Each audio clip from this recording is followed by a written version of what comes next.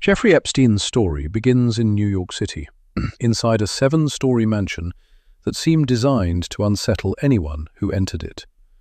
At the entrance, dozens of artificial eyes were framed and displayed on the walls, silently watching every visitor.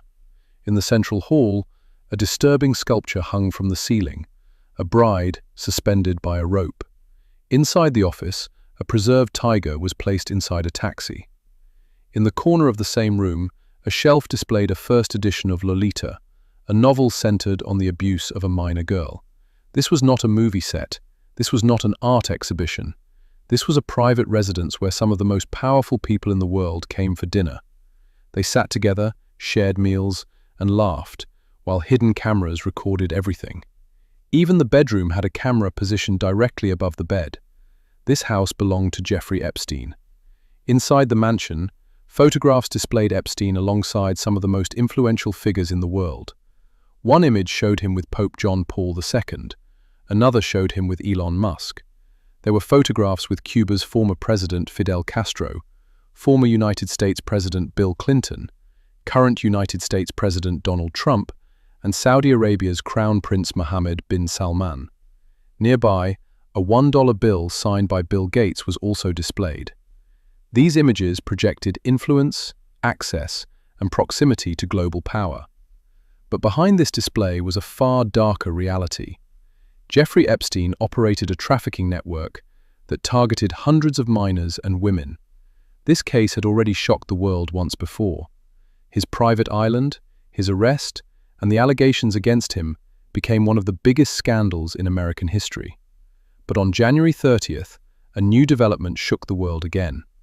The United States Department of Justice released more than 3 million pages of documents under the Epstein Files Transparency Act. The release included over 180,000 photographs and 2,000 videos. The scale of this disclosure was unprecedented. Investigations connected to these materials began in at least 10 countries. The documents revealed new accounts, new testimonies, and the names of individuals connected to Epstein's network. Presidents, prime ministers, royalty, and billionaires were reportedly referenced. Among those named in reports surrounding the release were several international figures, including individuals from India such as Prime Minister Narendra Modi, Petroleum Minister Hardeep Singh Puri, and industrialist Anil Ambani. Outside India, Elon Musk's name was also reported to appear, the same person who had previously accused others of concealing Epstein-related information. The release raised a critical question that continues to define this case. How did one man build connections that reached into the highest levels of global power? How did Jeffrey Epstein gain the trust of billionaires and politicians? How did he create a network that allowed him not only to commit abuse, but also to expand his influence? To understand this, it is necessary to look at Epstein's rise. Jeffrey Epstein was not born into extraordinary wealth or power. He was a college dropout who once worked as a mathematics teacher, teaching children. Yet, within a relatively short period, his life changed dramatically. He began living in one of New York's most expensive homes, traveling on private jets, and presenting himself as a financial advisor to billionaires. His transformation appeared sudden and unexplained. The turning point in his life was Leslie Wexner, one of the wealthiest businessmen in America and the owner of Victoria's Secret and Bath and Body Works. In 1980, Wexner hired Epstein as his financial advisor. Their relationship quickly grew beyond business. Wexner placed immense trust in Epstein, granting him power of attorney and allowing him control over major financial matters. Eventually, Wexner transferred ownership of an extraordinary property to Epstein, the Manhattan mansion that would later become central to investigations. The address was 9 East 71st Street, the largest private residence in Manhattan, containing 40 luxury rooms and worth millions of dollars. Epstein acquired this property at an extremely low cost, effectively receiving one of the most valuable homes in the city. The mansion became a symbol of Epstein's wealth and influence. But according to testimony from one of his victims, Maria Farmer, the house contained something far more disturbing than luxury. She stated that Epstein's Manhattan residence had a media room with walls covered in monitors displaying live feeds from hidden cameras throughout the building. According to her testimony, the screens showed private spaces such as bathrooms and bedrooms, continuously monitoring everything happening inside the house. Her account suggested that every room was under surveillance. This pattern was not limited to one property. In 2005, when police searched Epstein's Florida residence, hidden cameras were reportedly discovered there as well.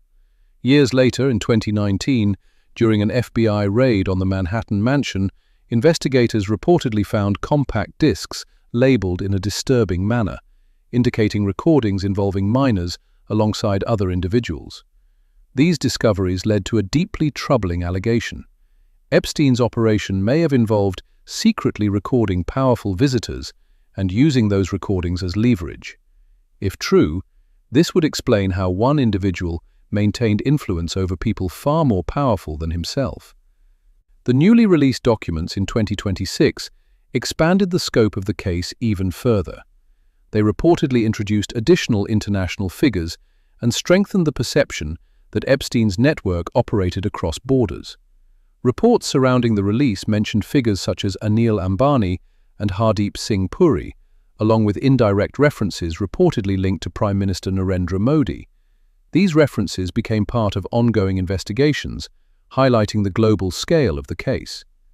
What emerges from this story is not simply the profile of a single criminal. It suggests the existence of a system in which wealth, influence, and power intersected in ways that allowed abuse to continue for years. Epstein accumulated money, properties, and connections while maintaining relationships with some of the world's most powerful individuals. Despite allegations and investigations, his network continued to function. This raises a fundamental question. Was Jeffrey Epstein acting alone, or was he part of a broader structure that protected the powerful and prevented accountability? The mansion with the watching eyes, the hidden cameras, the global connections, and the millions of newly released documents all point toward a story that is far from complete. Investigations continue, evidence is still being examined, and many questions remain unanswered. What is clear is that this case is not only about one man.